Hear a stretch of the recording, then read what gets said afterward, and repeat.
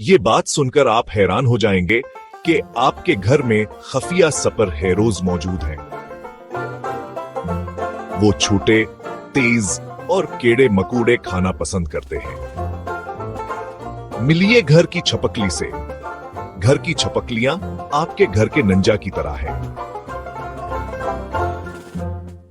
वो ज्यादातर रात को निकलती हैं, मच्छरों और मक्खियों का शिकार करती हैं।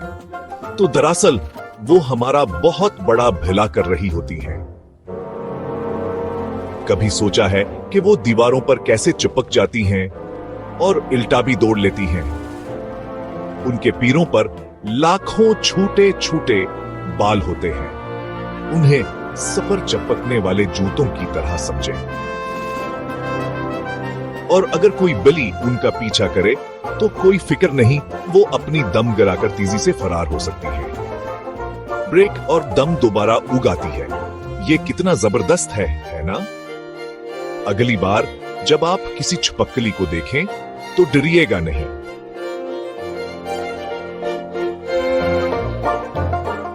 वो थोड़ी अजीब लग सकती है, लेकिन वो बस खामोशी से आपके घर को कीड़े मकोड़ों से पाक रख रही है।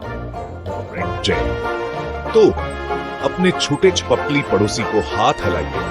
वो आपके घर के असली हीरो हैं।